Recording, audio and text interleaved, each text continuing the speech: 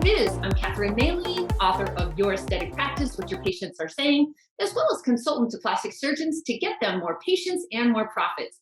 And I'm very excited about today's episode. I have with me Dr. Brock Ridenour. He's a board certified facial cosmetic surgeon running a very successful private practice in St. Louis, Missouri. Now, this is the interesting part. Before going into private practice, he was the former director of the Division of Facial Plastic Surgery at the prestigious Washington University in St. Louis for more than a decade. So I want to talk more about that. Now, Dr. Ridenour has authored several book chapters and articles and is a member of numerous professional medical organizations, as well as frequent national and international speaking on facial cosmetic surgery and rhinoplasty. And that's why I've known him for years. He's been on the podium forever, and we just kind of travel around the world together. Now, he works with several industry, pharma companies, and vendors of laser devices, and is a strong supporter of many, and I repeat, many charitable causes throughout St. Louis. So Dr. Ridenour, I'm so glad to have you on Beauty and the Biz. Welcome. Oh, it's a pleasure. I'm glad that you asked, and I hope I have something to contribute. I know you do. Now, here's something that I'm really interested in because I get the call quite frequently of the surgeon who's in the university setting or academia, and he or she wants to jump. Yeah. And they've wanted to jump for a long time. And they have their list of the complaints that they have, but they also have that fear, hesitation, uncertainty. So could you please explain your journey from university to private? What was that like, and how mental was it? And then what happened when it had to get practical? That is a great topic, and I agree with you. I think there's a lot of people that are in that position, that chose to be in that position for a variety of reasons. I think that I chose that position because at the time I was sort of altruistic. I had some research interests. I wanted to kind of put my stamp on medicine at a place that I think had some, like you said, was a noteworthy institution that had some resonance in the world, and but after a while, I started to figure out that my real interest was in cosmetic surgery, and I wanted to be a great practitioner, not just a great academic. And I knew that, from my experience there, that it's very difficult in a university that is so large, and they have a lot of bureaucracy, and it's very difficult to have your chairman or whoever it is that you're providing oversight to your career to understand how quickly things evolve in cosmetic surgery and how you have to react, and you have to have certain channels for marketing and media, and you need a piece of equipment, or you need a better environment in which to encourage these people to come in. So after a while, I became aware that those things were very difficult to attain, and I knew that I needed to go into private practice. But it's still a very difficult jump because most people have very little business experience. I didn't even know how to get a software to do my bookkeeping when I was in an academic institution. So it took some soul searching. I wish I had done it sooner. My advice to people is that it is not as hard as it looks, and now you have a lot of wonderful people out there to help you to get started. I think when my career jumped off, cosmetic surgery was still in its infancy relative to what it is today. So you didn't have the assurances that there were, all these folks out there to show you how to market and to, make yourself identifiable in the community and to begin to set up, where do I find an accountant? Where do I find, a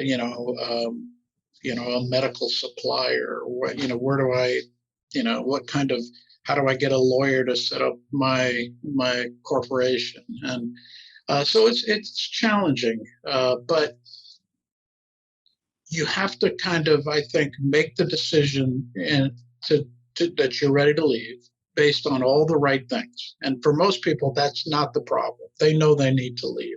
They just have this fear that's been put in them that outside of this institution, you won't be successful. And I think the academic institutions do that a little bit to you because, it's to their advantage to hang on to you for as long as possible.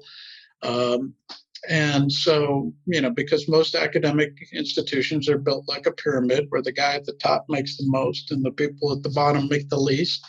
And I think, they want to obviously, have people develop careers in that uh, vein. But once you decide that it's not right for you for whatever reason, you're not going to become chairman, you're not going to become, the dean of the institution, and you want to go in and practice on, the art of cosmetic surgery on patients, you have to just decide that I'm going to do it and make a list of the things that you need to do. Generally, do I want to partner? Do I want to come on as an associate with somebody? Do I want to start my own business? Do I want to join a large group? Do I want to join a large multi-specialty group? Think about what suits your personality. I mean, for me, I knew I like to run my own show. And so, I mean, that was my problem at the university. That's why I started banging heads because, in a university, you don't run your own show. I mean, let's face it, there's a larger institution that's much more important than you are as an individual. So I had to figure out, how I ran my own show. And but for everybody, it's different. I mean, for some people, you want to come on as a salaried employee. For some people, you want to start your own business. For some people, you want to join a large multi-specialty group that's promising you, a certain salary and lifestyle. And I think you pick that, and then you make a list of things that you need to accomplish in order to head in that direction. How did you decide, practically speaking, do you have your wife answering the phone, or do you hire coordinators, or do you immediately get an injector, or how did you figure that part out?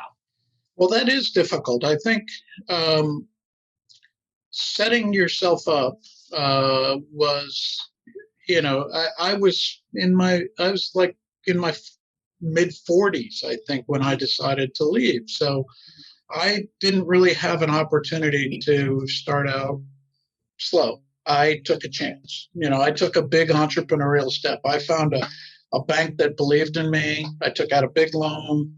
I opened a 6,500 square foot office. Which is gorgeous, by the way. Oh, well, thank you. I just decided it's now or never. I had sort of reached that frustration level that I decided, okay, I'm going to do this. But I think for younger people, there's so many avenues for finding your place, and you have the opportunity to start small, and yes, there, and to then, to do traditional growth. Traditional growth, Catherine, as you know, is it's where you see more people and you provide more services slowly over a period of time. With that comes building a staff, comes building, adding people on, increasing your overhead, hopefully staying ahead on the profit margin as you do it. And then you get to a point where, maybe growth doesn't make sense and you look at other ways to make your business, flourish a little bit better. And, but for me, I was kind of all in a little bit because I felt this midlife crisis coming on where I hadn't done all the things that I wanted to do in medicine and in aesthetics, and I thought I had, ability, and I thought it was being unused, and so it was scary. But once you get into it and you start doing it and meeting with people and understanding what's going on, it becomes more manageable, and the fear starts to slide away, and then it gets exciting. Right. You could have bought a little red car, and instead you bought a huge building. And the beauty of that is it almost forced you to decide and commit, because you were definitely burning the boats. Yeah. You put your name on the line at the bank, and it has to Yep. work out. And quite frankly, I don't think I've known any surgeon, unless he was doing something weird. Nobody has ever failed. I mean, you have a service that everybody wants it at this point.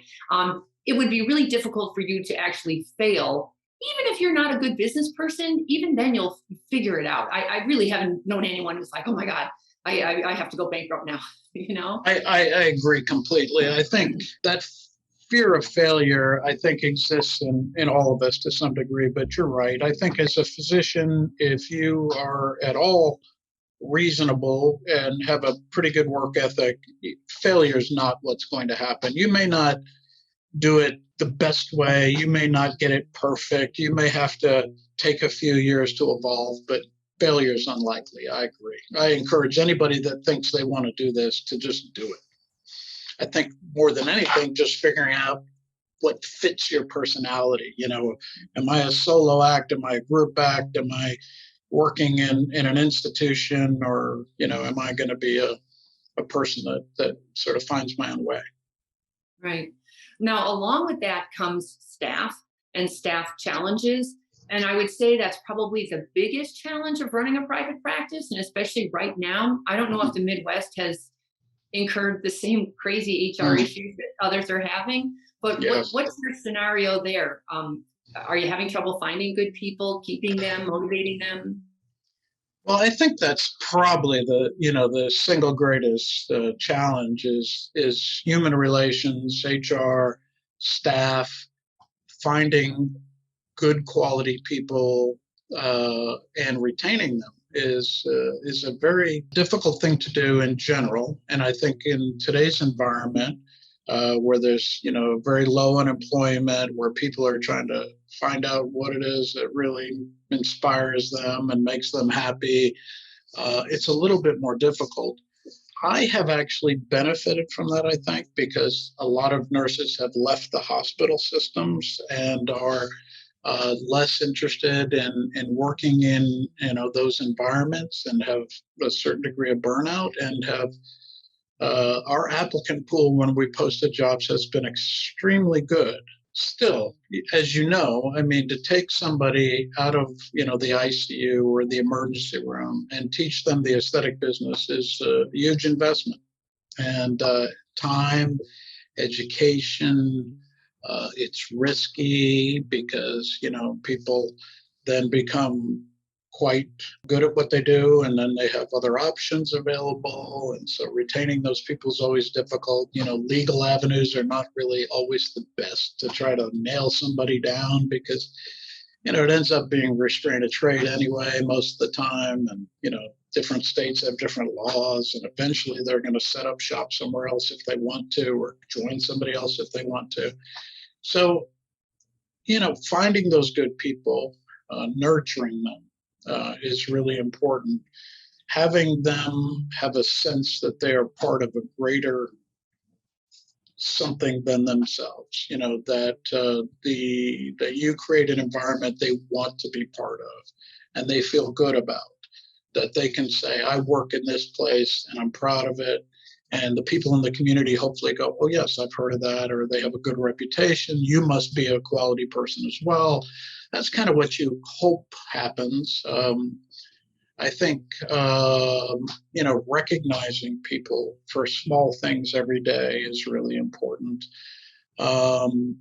Meeting with them on a regular basis to get their feedback about your management and how am I as a manager? How is this as a place to work in, instead of it being always the other way around? You learn so much in that process. Not singling out, when you talk to somebody, you do it in private, you do it one-on-one, you do it in constructive ways, I think are all very helpful. At the same time, you also have to get pretty good at recognizing the toxic individual, or the person that doesn't share your values, the person that's not on time, the person that seems to be dishonest, or talks badly about other people, or doesn't share your sense of quality and how you want to treat people, and getting rid of those people quickly.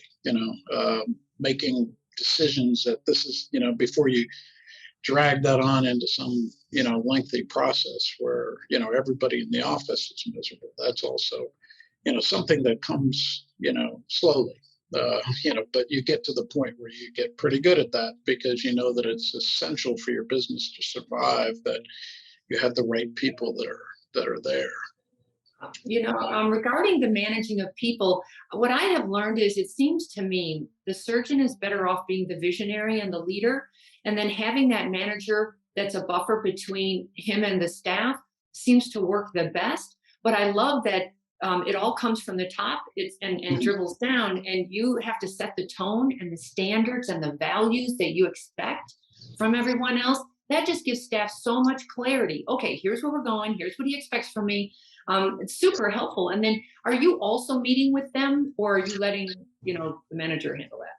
So I agree with you 100% that having somebody with good interpersonal skills and has that emotional intelligence as a manager is just so critical to making things work well, because they have the time to do that as it needs to be done. But it also, like you said, gives you a little bit of a cushion whereby you're not, you can focus on like the business as a whole, or on technical things, or a purchase of equipment, or something that needs to be done, or teaching, all those different things. The human resource part of it, having somebody with that skill set is just really, really important. We have a manager and we have an assistant manager, and they both do it and work together extremely well, and that has made my life just so much better from the standpoint of knowing that people are being cared for and it doesn't require my constant attention. But you're right. That position has helped you stay focused on your core skills. I just don't understand why people or other surgeons don't do that. They try to do it themselves. Yeah. They're trying to be the surgeon, the manager, the leader, the HR director. Right.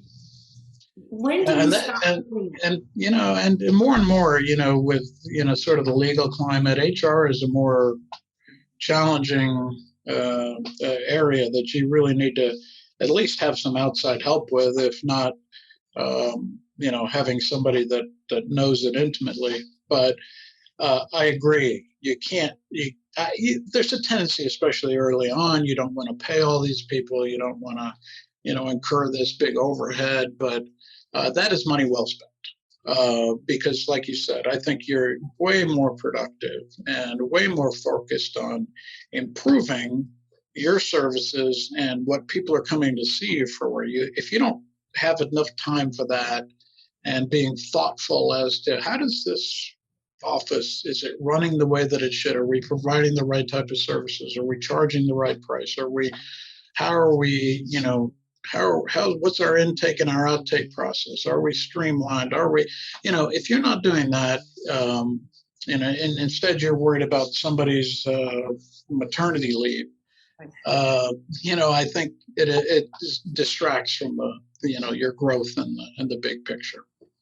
Do you know your numbers? Do you have a pretty good handle on the numbers? Which kind of numbers? Business numbers. Oh yeah. The input and output. Yeah.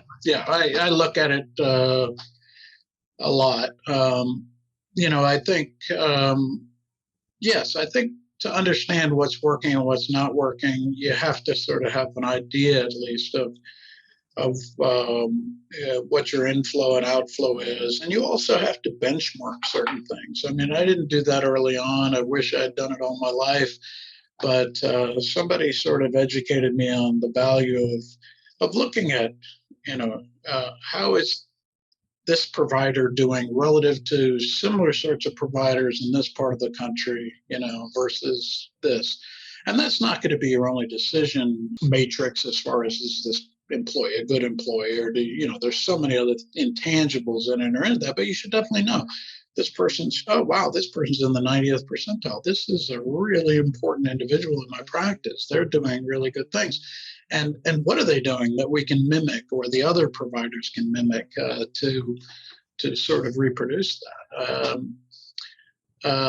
So benchmarking, I think, can be very helpful. Even knowing kind of like, where do you fall in line with some of these large vendors? Are you a low Botox user, a medium, or a high Botox user? And And it's just sort of, and maybe Botox isn't really that important to your practice, but maybe a 10% increase in that area because you're under treating people, or you have providers that are not using the sort of standard dosages or other things, can bump you up a little bit, where now you can afford that employee, that the manager person that you think you can't afford. So they're, without having some sort of understanding of those numbers and where they're coming from, it's very difficult, I think, to do your best in terms of maximizing your return on investment.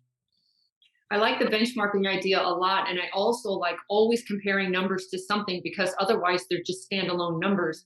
And I love looking back at the same quarter last year. Although the last 2 years has been so screwy, it's hard to say, but I love comparing numbers, to I other. agree. Year over year numbers are really, really important. And also looking at your seasonal productions and things, and trying to understand what procedures I'm doing in this time of the year, and what time of procedures am I doing, and also trying to keep a finger on the pulse of what you're missing. Yeah.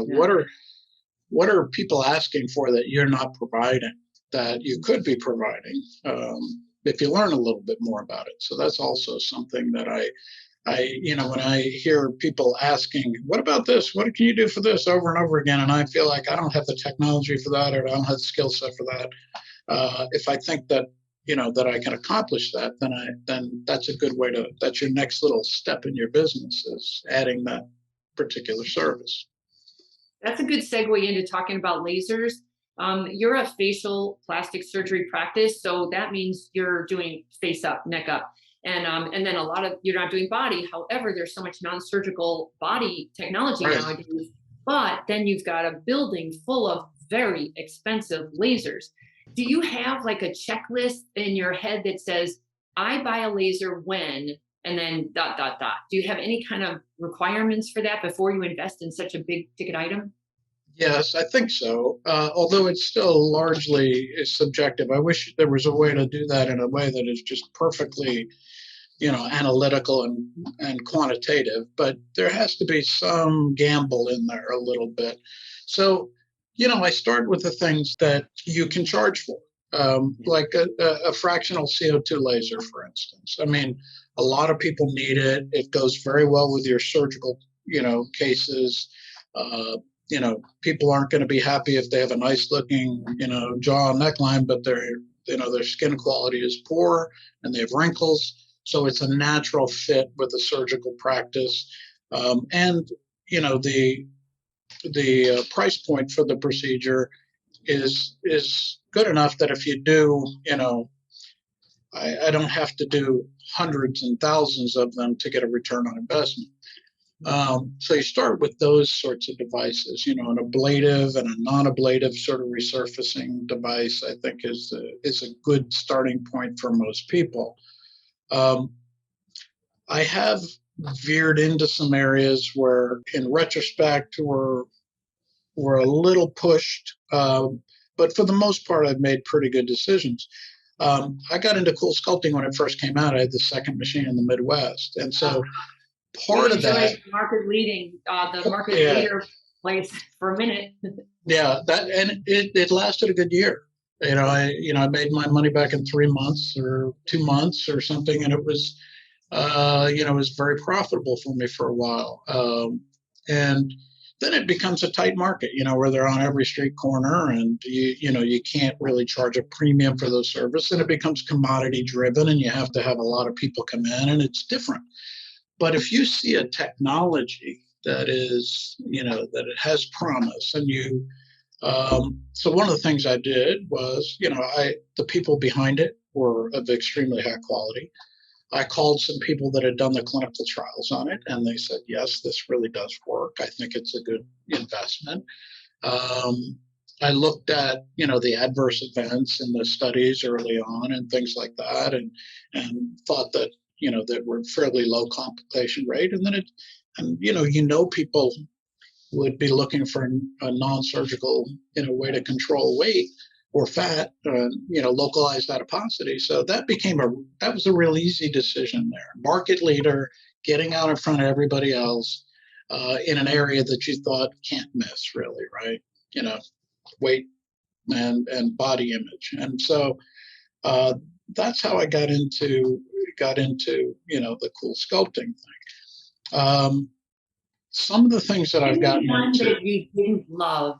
You don't have to name the brand, but just something that you bought that you realized it just fell flat with your patients or with you or with the staff. That's a great question. Let's see. Probably some of the RF technologies. I had, the ones that we were going to ablate people's glabella, with that. And turned out no matter how well we ablated the nerves that they sort of recovered in a year. And that was not a cost effective device, didn't really give Botox a run for its money. I had, the sort of cannula-based RFs that they still pretty good, especially, the ones that sort of simultaneously, cool the skin and monitor the temperature, but they're not, they really didn't supplant, the procedures that came before them, traditional liposuction or other methods of skin tightening, things like that. So some of those RF devices, I had a couple different microneedle RF devices prior to the ones that I have now. I still think they have a place in a value, but they weren't as, I don't find myself recommending those the way that I do, just a Fraxel dual, for instance, just thulium and erbium, is still a great way to condition the skin. And I do like my Pico laser, for skin. And, again, that's a next step laser kind of thing. That's where you have to have, I think when you have a lot of foot traffic, it becomes easier to make those sorts of decisions and internally market them to the proper people, the people that want the no downtime, textural improvement. We have St. Louis a little bit, was a little monotonous for a number of years, but it's now a city of color, and we have a lot more people of color, and we have to have devices that manage darker skin types and Asian skin types, and so some of those things you add as the need arises and the demand increases. You're right. You have to balance it all with these tremendous costs that go with not only the device itself, but the warranties and the maintenance that goes on, ad infinitum. And I probably have. I'm trying to think of how many devices I actively have under warranty, but it's quite a few, and so you have to get that return of investment right away. I think that's something you really want to look at. Can I make this work and give yourself, maybe 6 months to sort of get to that break-even point, in which case then you have some time to make a profit, to have your warranty pay, money for that, and to, allow for the fact that something of better quality may replace it as things age. And fortunately, CO2 lasers have stayed pretty strong, as well as the non-ablative devices. There really haven't been a lot of changes with that. A lot of those devices. I do also own a device for vascular problems, but that is a harder device to make money on. And what kind of problems? Well, it's a lot of people have facial redness, but it's really hard to get people to engage on. They want their wrinkles treated. You're saying, but you have this terrible rosacea, inflammation, right, and broken vessels, and they don't see it the way that we see it a lot of times. But I do have a V-beam Prima that I use that has added value to my patients. So sometimes you buy a laser because now, when I have a surgical patient that, gets some additional, telangiectasias after surgery, I can treat it. If I have patients that I bruise with injectables, I can treat it. If I have a bruising, we use it, literally every day, just to eliminate people's bruises so that they feel better about our practice and what we've done. So, it's a device that, if I look at that return on investment, it's never what I want it to be. But I still am happy to own the device because I think it adds value to my patients. So there are sometimes you do that. So, given all of that, how do you scale and or grow a practice? So you start with you, then you add your nurse injectors. I also noticed you have a fellow. Is it time then to add an associate or start looking for a partner? Like in your case, the obvious one would be, why wouldn't you bring in a plastic surgeon? And then you have very strong boundaries. You're neck up, he's neck down, Yeah. and everyone's very clear about that. Like, do you have any plans for expanding this, or have you filled in your 6,500 square foot building? Well, we have used it up pretty well, but at the same time, I have added an associate that's just out of her fellowship. She's also a facial plastic surgeon. She's now, she's an employee at this point in time, but we're hoping that she develops and wants to have some ownership and who knows, maybe take over. I mean, that would be the ideal circumstance. But I don't think you have to have that as a deal breaker in terms of bringing somebody on. I think that in my case, the reason I brought on somebody of a similar uh, training is two things. One is that I don't need more patients. I'm at a point where I really am having difficulty maintaining or keeping up with the amount of patients that I have coming in. Nice So problem. yeah, it's a good problem, I guess. Yeah. So partly she's here to help me with that volume. The second thing is that she has an interest in hair, and that was a service we were not doing. It's hair transplants, regenerative hair medicine, and that was one of those things that patients kept bringing up to me. What do I do with this thinning hair? What do I do with this? And yes, we're doing PRP and things like that, and sort of the standard sort of things. But now we're more expansive. We're analyzing their scalps. We're doing genetic testing. We're treating them with a variety of custom-made topicals that are made in according to their genetic profiles, and we're doing hair transplants. So that's a way of scaling. Is bringing that other person in that is not directly competing against you, but is adding some services that are not being provided that can be done in the office with the present staff without additional people. I mean, that's the whole concept of scaling is Use the making assets we already have. right, making more money without increasing your overhead, or not, relative to the overhead, where growth requires just this constant sort of linear buildup. And it does require, like you said, when you first start out, you add an esthetician, you get some people that can act as physician extenders or nurse injectors. Then you get a management position to kind of hold it all together and to help you grow. And then you add on, some folks to help you market and to understand how the world works outside of your own little vision. And then when you get to that place where you're kind of okay, here I'm sort of there, then you want to try to scale upwards. And scaling upwards either requires what we just talked about, bringing in a plastic surgeon. Let's say somebody's a non-competitive thing that basically, hopefully, you don't have to expand your staff, proportionate to what you already have. Maybe one person or another person, an extra scheduler or somebody comes on to support that individual. And then you have, like you said, all these complementary services that you were not offering prior to that. So that's a great idea. And certainly I've thought of that. The reason I probably haven't done that is, and I may someday, is more just because it requires a little bit different equipment, a little bit different kind of setup. And then you get kind of a different clientele, different kind of bandages and healing and those sorts of things. But I do think that's one of the obvious choices is to get somebody that is in another subspecialized area of what we do.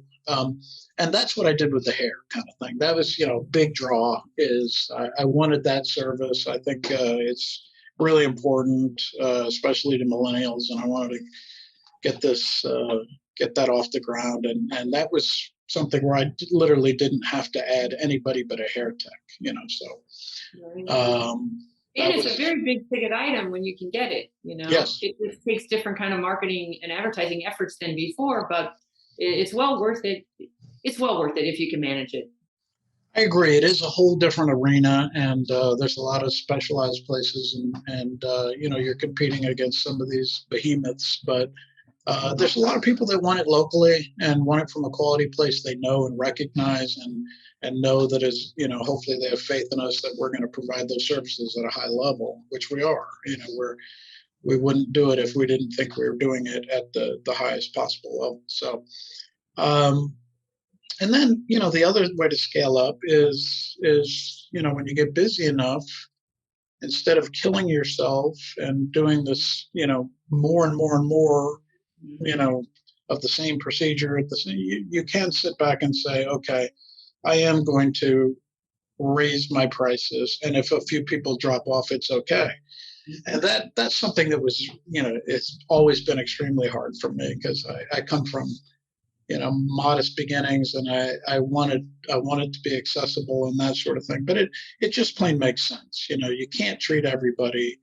Raise your prices a little bit, make a bigger, improve your bottom line without giving up your entire life, which is, just by treating it like a commodity and doing hundreds of them and stuff.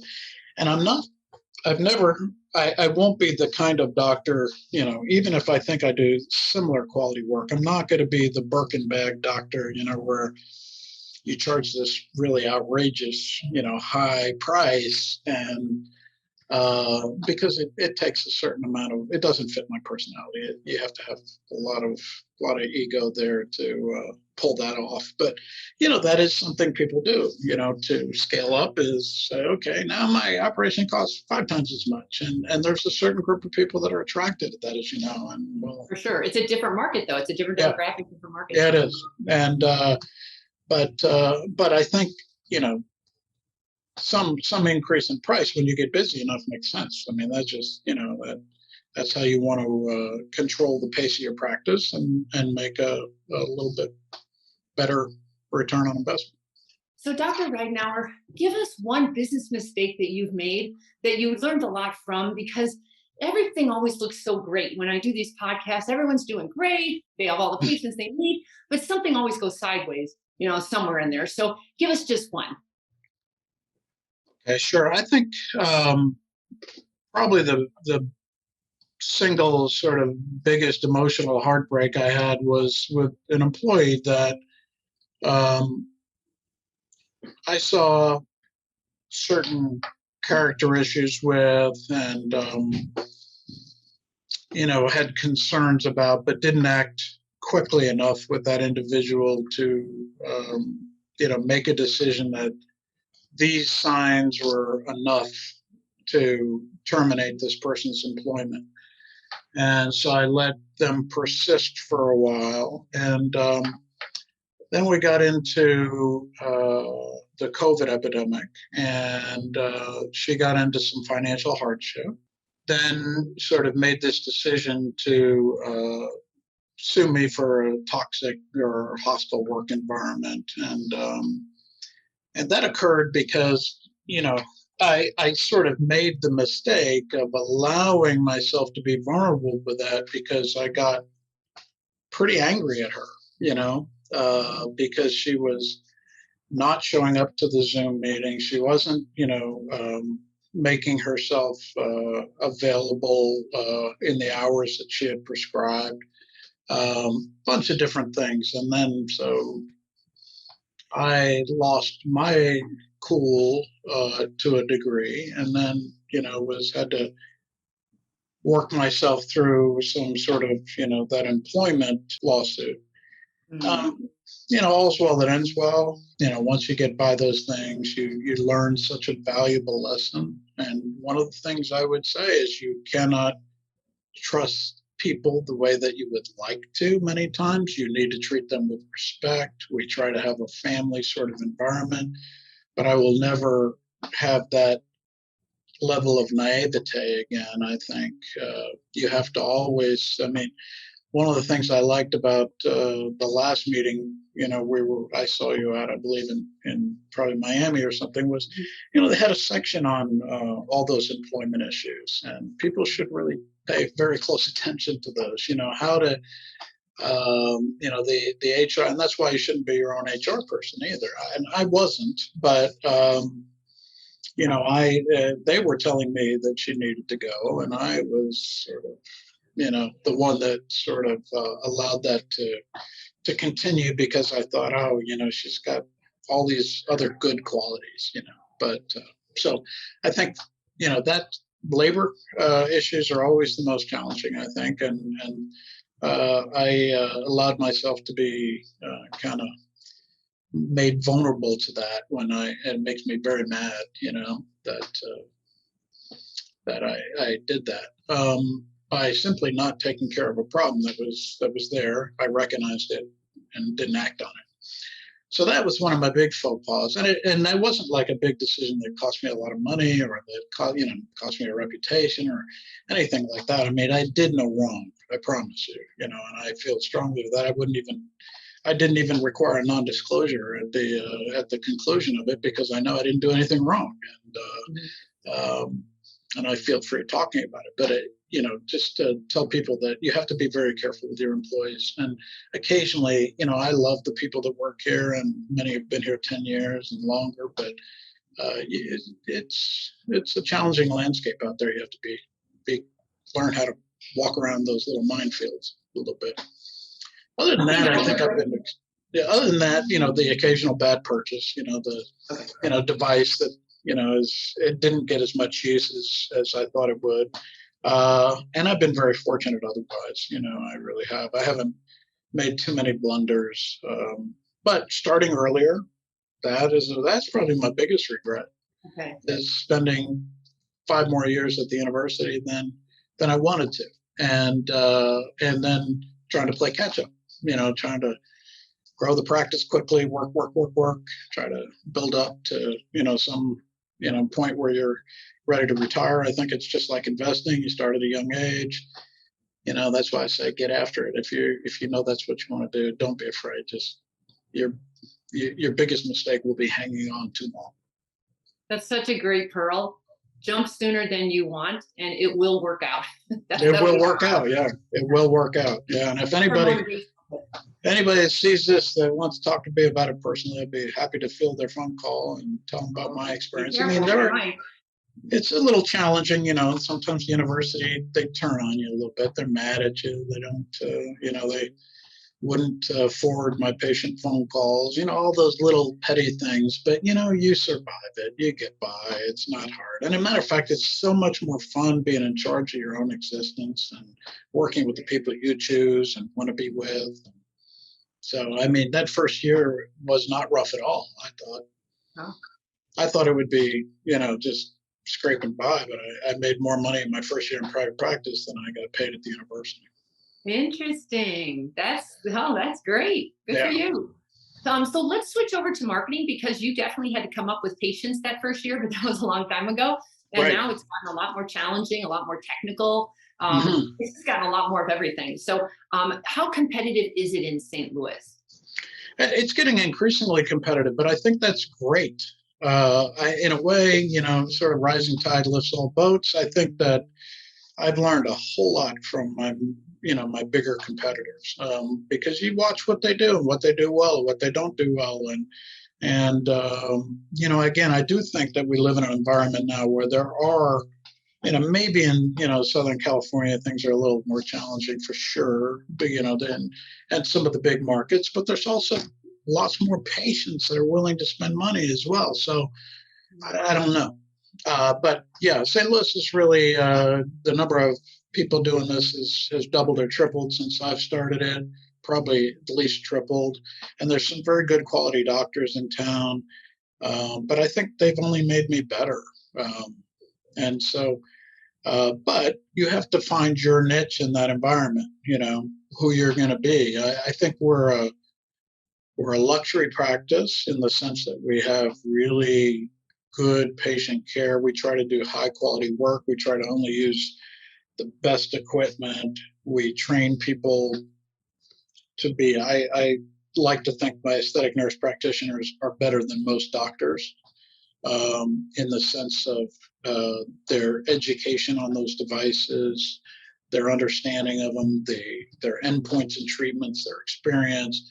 And so people, I think, respect us for that. I don't try to be, like I said, I'm not going to try to be the Park Avenue guy. It's just not my style.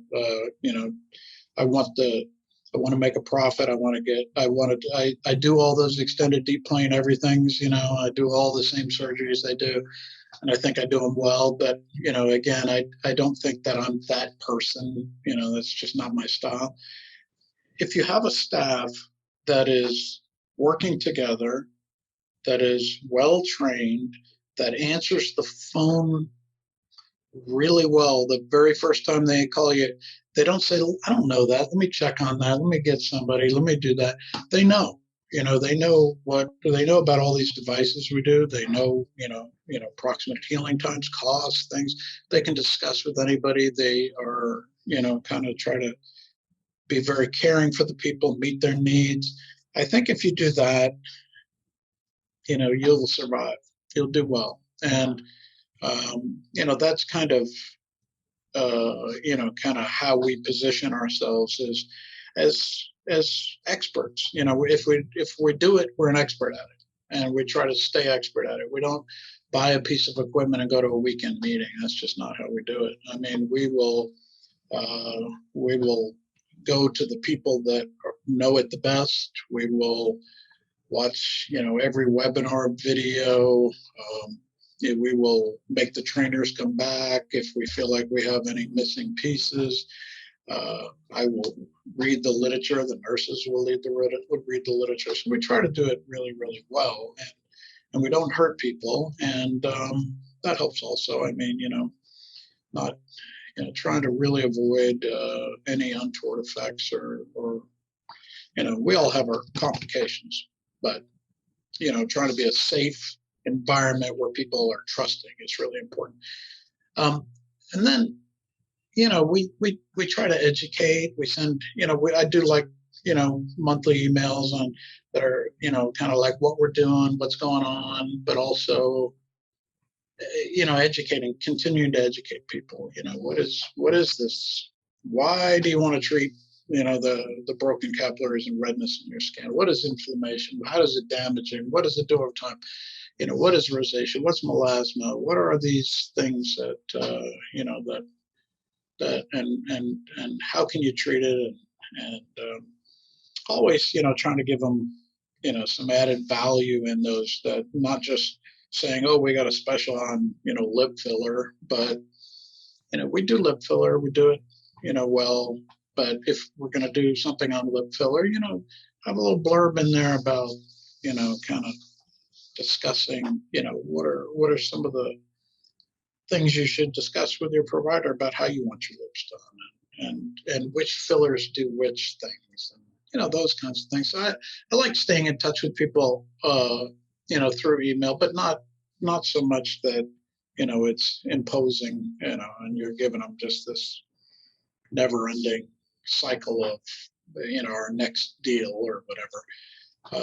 Doesn't, not that anything's wrong with that. I mean, a lot of people do respond to that, but for me, it's more just, we do like to have occasional promotions. A certain time of the year, you're going to be outdoors, you're going to be this, or you're going to be locked up in the winter. Or this procedure is a great time to do this.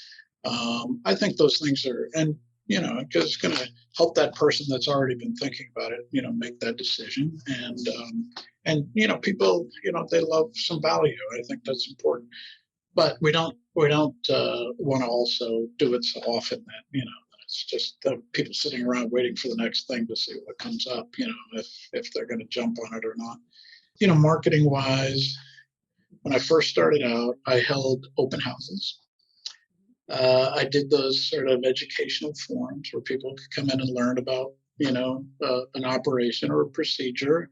I would try to educate them on, what I do, why I do it that way, why they, um, might benefit from the procedure. Never, pushy or, just an opportunity to learn about it. I gave lectures at the Art Museum on beauty through the ages. We always have been very charitable to schools and events, and but donate little things and Botox and this and sort of things. And so that always gets your name into the community. We did those sort of things. What's worked the best? Yeah. What has worked? What worked the best? Yeah. Like what is working now actually? Well, what works now for us is we do a lot of internal marketing. I mean, we have enough foot traffic. We have, televisions up, running kind of little videos on different, procedures or products or things they might be interested in. It definitely helps bring those subjects up while they're waiting in an exam room for a short period of time. We do, a monthly email still that I think we get a lot of response to. We do have a company that handles my corporate Instagram, and then we have and Facebook, and then we assist our other providers and our nurses in handling their own accounts that are sort of also Ridenour Plastic Surgery accounts, but it's so and so RN at Ridenour Plastic Surgery, and a lot of people really enjoy those because they really sort of relate to the nurse speaking to them, and so I think those have been really very good. The individual providers have grown their own practices extremely well doing that. And we have people that are sort of our aesthetic nurse providers, a couple of them that have full schedules, and they're hard to get into, and that's in part they drive that through social media.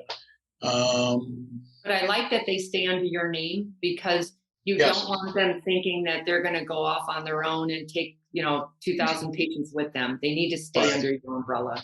Yeah, and that's something I insist on. Anybody that inside the office that has their own, social media accounts, whatever, it has to be at Ridenour Plastic Surgery. I think there is a tendency that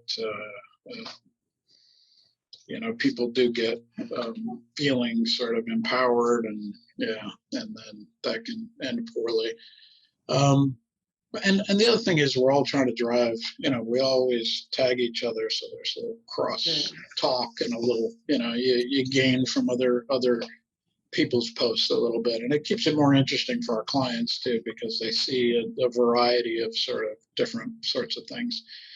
We try to post a lot of before and after pictures. I think that's really important. I mean, people want to see what can you do for me, and they want to see that it's natural and it's well done.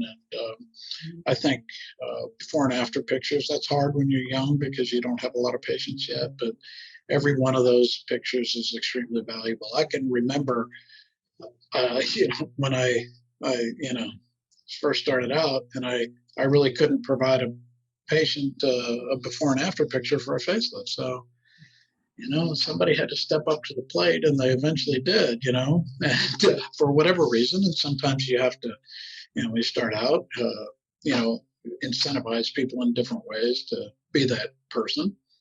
And because you got to build a portfolio, and that's really, really important. And so early on, that's a little bit more challenging. But I have literally, now iPads where they can scroll through before and after pictures, and it's. I looked at your before and after photos; they're very good, and I would just say just more of them because that's what we women want to see, especially when you're working with the face. Yes. That millimeters make all the difference, and we want to see what are we talking about here. Like, Right. I need to know that I'm going to look fabulous. Yes. So I love, we all love the photos. I noticed on your website, you have this page called Social on the Wall or Social Wall. And Yes. you know what I'm talking about? Yes, I do. Yeah. Okay. Well, I'm assuming the point was to keep them on your website versus have them go off onto a tangent, or what was the point? I like it a lot. Oh, I've never seen. So those reviews and comments and things are on the It looks social. like social posts, testimonials. Yeah, Yeah, it's yeah. social wall. Uh-huh. Well, right. So the social wall is just a way to, if you don't want to go through Google, or you don't want to go through Real Self, or you don't want to go through all the different other sort of places where those things, or Yelp or wherever they're stored, they automatically pop up on our website. And so, and because I think just like with photographs, they want to see not just that you've done 3. I mean, and you don't want to show them 100 either. You want to show them a good number that, that you do this on a regular basis. And I think with the reviews, you want to see, the timely reviews. You want to see that it's been in the last little bit. It's not like a review from 2 years ago. And so I think that was sort of the point of that, was to show people that we're constantly getting reviews and we're constantly getting positive feedback from our patients. And if there's something negative, it goes up there too, but we haven't had to. Great. No, I liked it a lot. And then, what I would suggest, now that you're not so demographically limited, I would definitely start adding more photos of different ethnicities, gender, generations, just Right. showing everybody that everyone's welcome. Yes, absolutely. I 100%. It's, I remember the first time on Real Self that one of my African American patients posted her before and after, and I probably got, I don't know, 10 calls in the next 2 weeks from African Americans looking for rhinoplasty. And that shouldn't have surprised me, but I kind of was like, whoa, and so I realized, people want to be represented. They want to see, something that is similar to what they look like or feel like or identify with. And so I'm in the process of that. It's challenging because, it's just challenging to get photo permissions. That's a whole another thing, because people are afraid that you're going to, kind of put them on a billboard, even though our plans are very, very small. We just want to put you on our website. Right. I think people do, rightfully so, with privacy issues these days. They've got concerns. So, but yes, I agree. Yeah, we're running out of time. Let me ask you this. How did you learn all of this leadership, managing business? It doesn't just come natural unless you came from a family of entrepreneurs or you had a great mentor who taught you the ropes. How did you get to this knowledge? So no, I came from a family of teachers, and so nobody was really running a business. I didn't have a lot of experience with that.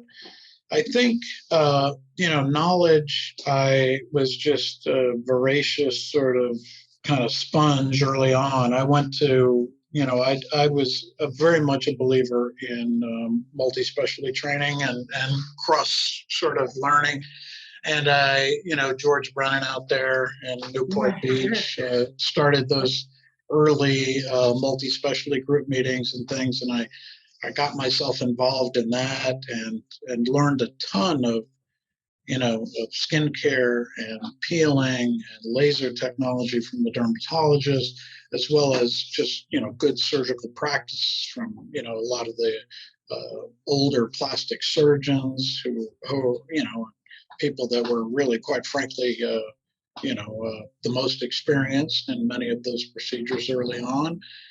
So that's kind of, and then, just talking to people and getting involved, in little things, participating in maybe a small study or doing something in industry where you get connections and you learn from people.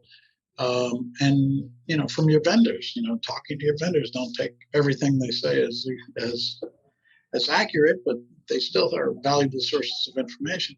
And then my wife was very helpful because she has really good sort of skills as far as emotional intelligence on how to treat people, how to work with staff, how to do, how to develop people. And she always has been really good about insisting that I nurture and help people grow. The business part, I have had a friend or two I rely on. One of my college roommates is a Stanford Business School graduate, has helped me with just real simple things, but they weren't simple to me, but just, concepts and ideas. And then I've had good help from the St. Louis community, the business community, my CPAs and my bank people, and those folks have really helped me a bit. And then, you have to work at it a little bit, learning from other doctors. That's where I probably have learned a lot, just like what you're doing with this.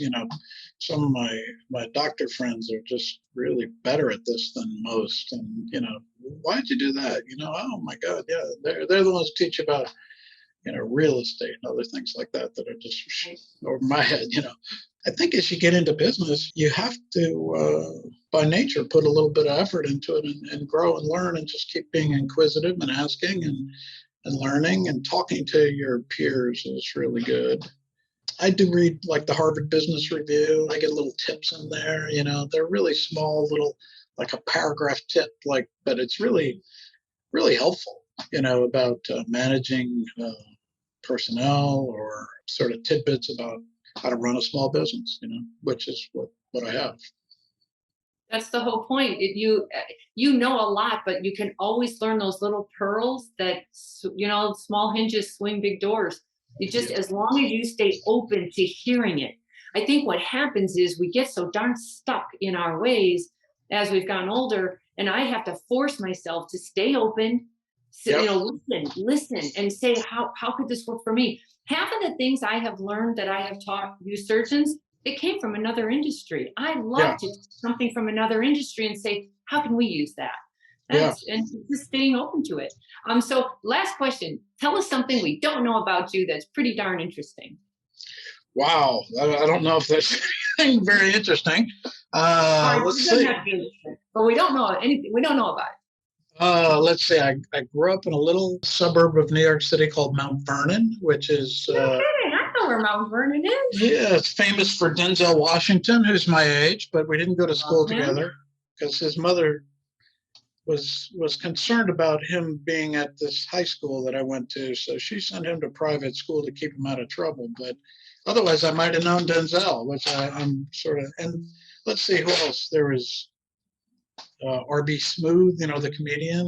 He's on what's his name, RB or Smooth, JB Smooth, maybe. He's on I know Denzel. Larry David a lot. He's a real funny guy. He's another Mount Vernon person. We had a lot of NBA basketball players that were famous. We had David Chase that produced The Sopranos is from there. A bunch of people. Anyway, so it's a small little place right outside the Bronx in New York City is where I grew up.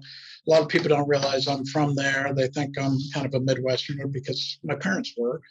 And you don't have an accent. And I don't have an accent because my parents weren't from there. Yeah. So, and then I in high school, I played football, tennis, baseball, and swam. And then in college, I'm technically a Division I athlete. I dove on the swim team at Yale, and oh my God. I've lived in Los Angeles very shortly. After I graduated college, my friend and I wandered off there with no money and no jobs, and we thought that's the way to do it. Yeah, like everybody else. I've got a couple kids, got 3 dogs. I've got oh wow. So right now I have the 3 weirdest breeds to go together. I've got a Portuguese water dog, a Belgian Malinois, and a kind of a mid-sized poodle, and they look like a crazy little show together. I like doing things outdoors. I love skiing. I've gotten into cycling a little bit. I had no idea you did all of that, and I will never forget you have 3 dogs because I'm a big dog lover. So yes, oh yeah. Yeah. Other surgeons wanted to talk to you, which only if they have a quick question. I do know your website is ridenourplasticsurgery.com. Would that be a good place for them to go? Or there is, and if you just do info@ridenourplasticsurgery.com, it'll get to me, and or my first name period last name at ridenourplasticsurgery.com is my email. And happy to help if any way I can. I don't know that I have that much to offer, but thank you so much. I'm flattered. We plenty of good feedback from this. Good. So, Dr. Ridenour, I really appreciate your time. I know we went over, but thank you so much. I appreciate it.